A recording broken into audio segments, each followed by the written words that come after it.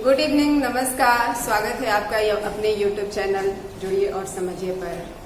दोस्तों, आज मैं फिर से हिंदी के विषय में कुछ कहना चाहती हूँ कि जो नहीं सुना वो सच में पछताएगा।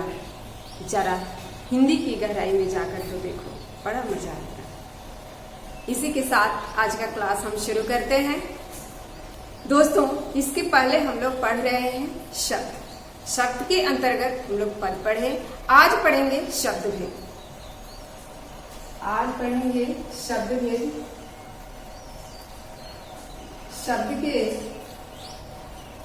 भेद। दोस्तों, शब्दों को कई प्रकार से बांटा गया और उनके कई भेद दिए गए। अब इसमें देखते हैं कि भेद होते कितने हैं। दोस्तों, शब्द के मुख्य रूप से 4 भेद होते हैं। मुख्य रूप से कितने भेद होते हैं? तो शब्द के 4 भेद होते हैं। 4 भेद होते हैं। कौन कौन 4 होते हैं? कौन कौन आप बता सकते हैं क्या? दोस्तों, 4 प्रकार कौन कौन से होते हैं? तो पहला होता है उत्पत्ति। उत्पत्ति के आधार पर।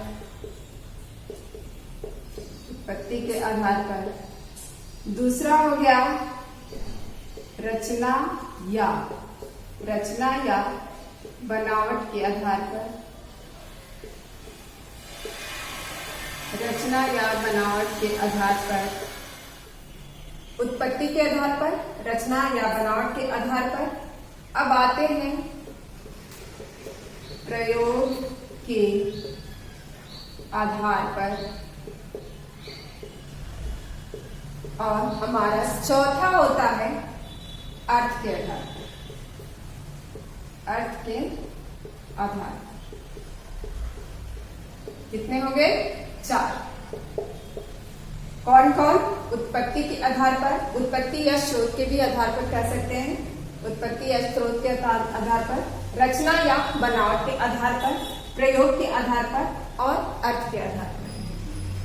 दोस्तों, अब इन चारों को डिटेल में समझना होता है। सबसे पहले हम देखेंगे उत्पत्ति के आधार पर का क्या मतलब है। दोस्तों, हमारी हिंदी भाषा एक सागर के समान विशाल रूप धारण किए हुए है, जिसमें अनेकों भाषाएं समाहित हैं। अब इसमें देखते हैं कि उत्पत्ति के आधार पर क्या होता है। एक क्षेत्र के अनुसार लोग अपनी अपनी भाषाएं बोलते हैं। सब में अलग अलग भाषाएं बोली जाती हैं। हर जो अनेकों बोलियां बोले जाने के कारण हमारी हिंदी भाषा में कुछ शब्दों की उत्पत्ति हुई। इसलिए उत्पत्ति के आधार पर शब्दों के जो भेद होते हैं वो 5 होते हैं। उत्पत्ति के आधार पर शब्दों के 5 भेद होते हैं। कितने होते हैं? 5 भेद होते हैं। कौन कौन होते हैं? एक पेड़ बना देते हैं। 1 2। ध्यान दीजिए। तत्सम, तद्भाव, द्वेषज, विदेशज।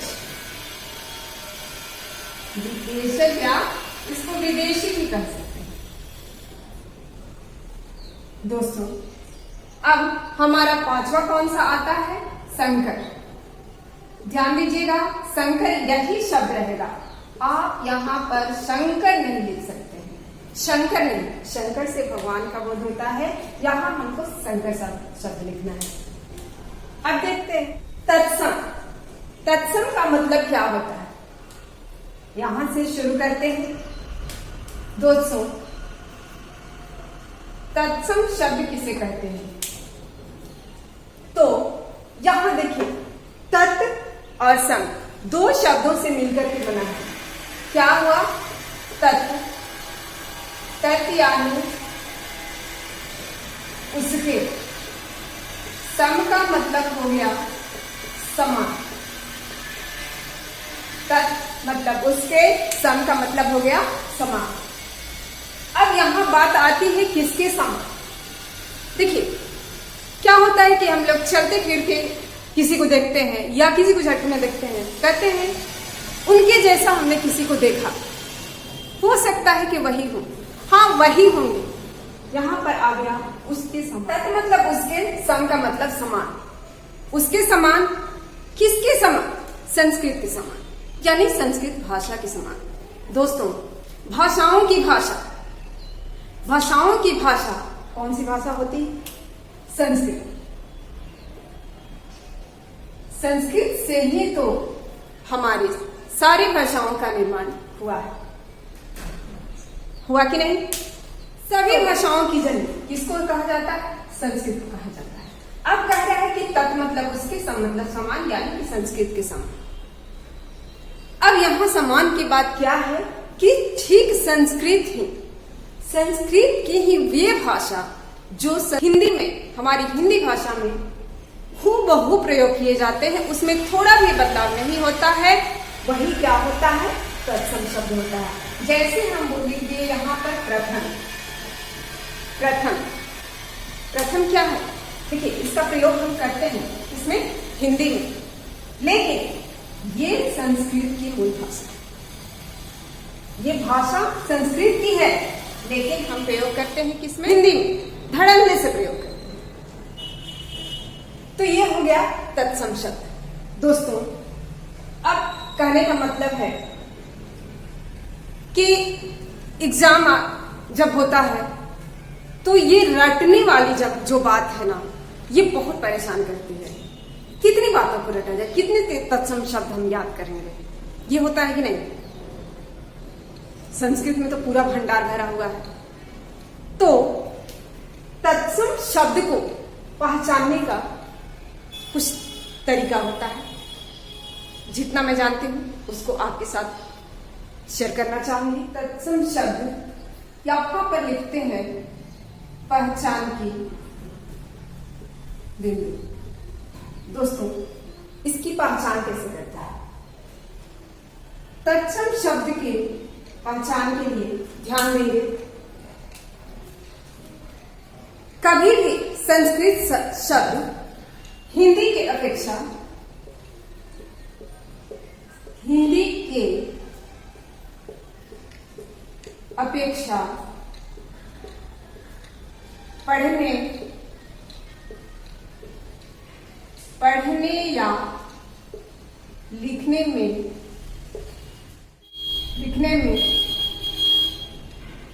कठिन, पढ़ने या लिखने में कठिन होते हैं।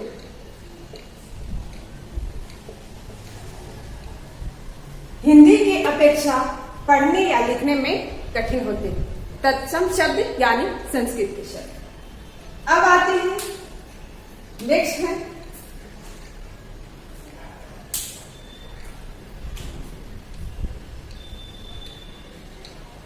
ये अधिकांशतः है मिश्रित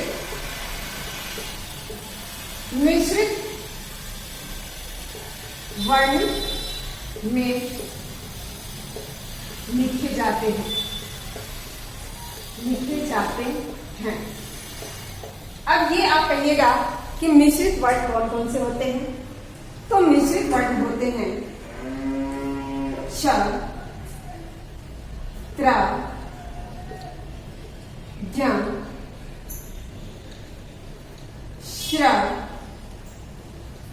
ये हमारे मिश्रित वर्ण। वर्ण विच्छेद अगर आती होगी या वर्ण की वीडियो मेरी पहले से ही पड़ी हुई है, इसको आप देख सकते हैं। हिंदी की अपेक्षा पढ़ने लिखने में कठिन होते हैं, ये अधिकांशतः मिश्रित वर्ण होते हैं। दोस्तों अब ये देखते हैं मिश्रित वर्ण कौन से। जैसे हम लिख दिए अक्षी, मिश्रित वर्ण है ना। ये क और च का मिश्रण होता है। प्रथम प में र का संयोग हुआ है, मिश्रित और संयुक्त ये दोनों वर्ड से मिले होते हैं। इसी तरह देखो, यहां लिख दिए प्रथम, यहां लिख दिए अक्षी। दोनों को आप देख सकते हैं कि दोनों में ही संयुक्त अक्षर हमको दिख रहा है। मिश्रित संयुक्त अक्षर वर्ण हमको दिख रहे हैं। ये होते हैं हमारे पहचान के बिंदु। कुछ और बिंदुओं पर चर्चा हो जाए। ध्यान दें, तत्सम शब्द में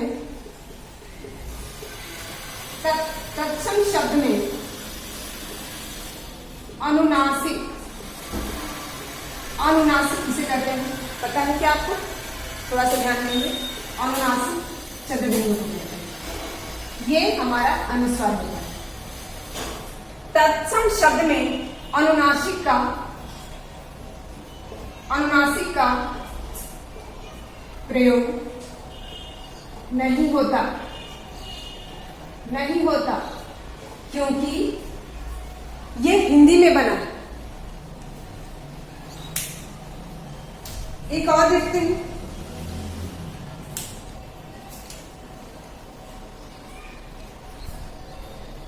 तत्सम शब्द में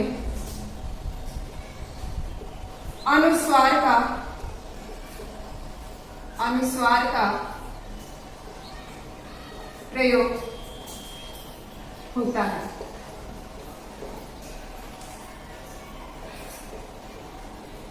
अनुस्वार का प्रयोग होता है। अनुस्वार मतलब सिर्फ बिंदु, ये होते हैं तत्सम शब्द। दोस्तों, तत्सम शब्द की पहचान की कुछ बिंदुओं पर चर्चा हुई। हिंदी की अपेक्षा पढ़ने और लिखने में ये कठिन होते हैं। ये अधिकांश मिश्रित वर्ण में लिखे जाते हैं या संयुक्त वर्ण में भी लिखे जाते हैं। तत्सम शब्द में अनुनासिक यानी चंद्रबिंदु का प्रयोग नहीं होता है। तत्सम शब्द में अनुस्वार का प्रयोग होता है। इतने बिंदुओं पर चर्चा आज की है हम लोग। अब आगे देखते हैं तद्भव। तद का मतलब होता है, यहाँ तद का तात्पर्य उससे है और भव का मतलब होता है जन्म। मतलब भव का अर्थ यहाँ जन्म से लिया गया है। दोस्तों, उससे जन्मा, किससे जन्मा? तो यहाँ बात हो रही है शब्दों की। तो संस्कृत भाषा से ही तो शब्दों का निर्माण हुआ, वहीं से तो जन्म लिया। तो उससे जन्मा यानी कि संस्कृत से जन्मे शब्द और थोड़े से परिवर्तन लेकर के हमारी हिंदी के में प्रयोग किए जाने लगे, उन्हें ही हम लोग तद्भव कहने लगे। दोस्तों, जैसे यहां पर देख सकते हैं, दुग्ध क्या है? ये संस्कृत का शब्द है, लेकिन इसका जन्म हुआ और हिंदी में जब प्रयोग किया जाने लगा तो ये दूध बन गया, मतलब दुग्ध शब्द बन गया। दुग्ध शब्द दूध कैसे बन सकता है? तो ये शब्द दुग्ध शब्द यहां पर दूध बन गया। प्रथम शब्द क्या है? एक तत्सम शब्द है, लेकिन ये जन्म लिया तो पहला, बस थोड़ा सा परिवर्तन। आप देख सकते हैं कभी भी बेटा या बेटी माँ बाप जैसा नहीं होती, वो बहू तो नहीं हो, थोड़ा सा तो परिवर्तन होगा, इसलिए इन लोगों का परिवर्तन हुआ। अक्षी, ये तत्सम शब्द है, परिवर्तन होकर के ये तद्भव बने। अब हम देखते हैं तत्सम और तद्भव में अंतर सीधे हमको दिखाई दे रहा है। तत्सम शब्द संयुक्त अक्षर दिख रहे हैं और तद्भव बिल्कुल ही आसान शब्द दिखाई दे रहा है। दोस्तों, पहले भी हम लोग इस बात की चर्चा किए थे कि तत्सम शब्द में चंद्रबिंदु यानी अनुनासिक का प्रयोग हम नहीं करते हैं, लेकिन तद्भव में करते हैं। अब बात आती है देशज की। देशज, देखिए इसको भी थोड़ा सा विच्छेद करके हम देखते हैं। देश का मतलब कौन नहीं जानता है? देश का मतलब देश से है, और जा का मतलब होता है जन्म। जा का यहाँ पर तात्पर्य ही है जन्म, यानी देश में जन्म। दोस्तों, पहले हम लोग इस बात की चर्चा किए थे कि हमारे देश में क्या होता था कि अनेक क्षेत्र में अनेकों भाषाएं बोली जाती थी, और लोग अपने हिसाब से किसी भी वस्तु का या व्यक्ति का या जगह का कुछ न कुछ नाम देते गए, जो कि हमारे देश में जन्म, तो वो हमारे देशज शब्द हो गए। जैसे जूता, जूता हमारा देशज शब्द है। भोपो, हड़बड़ाहट इत्यादि इस प्रकार के शब्द जो हैं देशज होते हैं। आप समझ सकते हैं, अपने देश के बारे में तो जानना ही चाहिए। अपने देश के जो भी शब्द हैं उन पे ध्यान तो देनी ही चाहिए कि किस क्षेत्र में कौन से शब्द का प्रयोग किया जाता है। अब आगे हम लोग देखेंगे, तो अब हम देखते हैं, पहले देखें तत्सम, तद्भव, देशज। अब देखते हैं चौथा नंबर पर क्या है, विदेशज या विदेशी। विदेशी यहाँ भाषा से तात्पर्य है, विदेशी व्यक्ति को नहीं बोला जा रहा है। अब इसको भी थोड़ा सा विच्छेद करके देखते हैं। यहाँ भी उपसर्ग का मतलब यहाँ पर बाहरी से, बाहरी। देश का तात्पर्य यहाँ पर देश से है, और ज का तात्पर्य यहाँ जन्म से, यानी बाहर के देशों में जन्म। यानी जो शब्द, वैसे शब्द जो बाहर के देशों से लिया गया, उसे हम क्या कहने लगे, विदेशज या विदेशी शब्द। दोस्तों, अब बाहरी शब्द आए कैसे? बाहरी शब्द यहाँ क्यों बोला जाने लगा? दोस्तों, आप सभी लोग इतिहास पढ़ते होंगे, हिस्ट्री।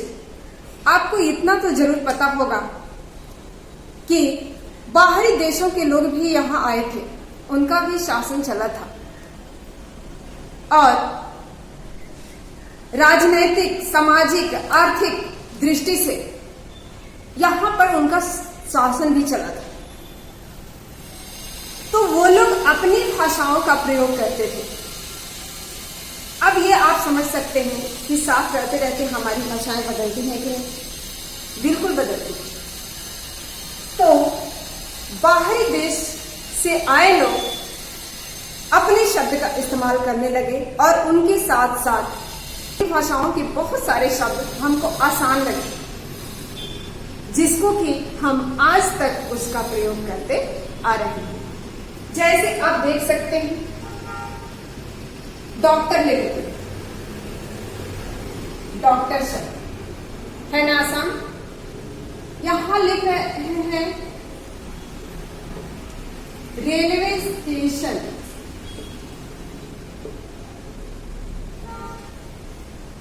दोस्तों, रेलवे स्टेशन अगर हम इसको हिंदी में बोलते हैं तो क्या बोलेंगे? लौह पथगामिनी आवत जावत विश्राम स्थल। कैसा लग रहा है? लौह पथगामिनी आवत जात विश्राम स्थल। इतना लंबा चौड़ा बोलने से अच्छा है कि हम रेलवे स्टेशन बोलते। इसी तरह से बहुत सारे, जैसे कागज इत्यादि बहुत सारे ऐसे शब्द हुए जो कि विदेशी लोग हमारे यहाँ प्रयोग में करने लगे, और हम लोग उसी को अपना करके आज तक हिंदी में उसको धड़ल्ले से प्रयोग करते हैं। दोस्तों, पांचवा एवं लास्ट टॉपिक हमारा है संकर शब्द। क्या है? शंकर। यहाँ पर शंकर का अर्थ ही होता है क्या? मिलावट, यानी मिश्रण।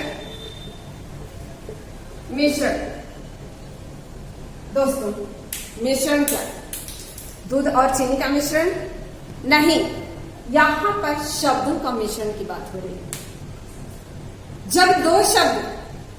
जब दो शब्द मिल करके एक शब्द बने और दो शब्द अलग अलग भाषाओं के, मतलब अलग अलग देशों के, जब दो शब्द अलग अलग देशों के मिलकर के और हमारे हिंदी में प्रयुक्त किए जाने लगे, वो हमारा क्या हो गया? संकर शब्द, यानी मिला हुआ शब्द। जैसे हम देखते हैं सीलबंद। दोस्तों, अब सीलबंद को हम देखते हैं। सील क्या है? सील हमारा हो गया अंग्रेजी के शब्द, और बंद हो गया फारसी। अब आप देख सकते हैं कि दो शब्द मिलकर के यहाँ एक शब्द, यानी दो जगह के शब्द मिलकर के एक शब्द बने, जो कि हिंदी में प्रयोग किए जाने लगे, जिनका नाम दिया गया संकर। दोस्तों, इस तरह के बहुत सारे शब्द मिलेंगे जो कि संकर मिश्रण में प्रयोग किए जाते हैं। और आज का क्लास अब यहीं पर समाप्त होता है। आप लोग वीडियो को अच्छे से देखें और अच्छा लगे तो लाइक करें, कमेंट करें, सब्सक्राइब करें। धन्यवाद।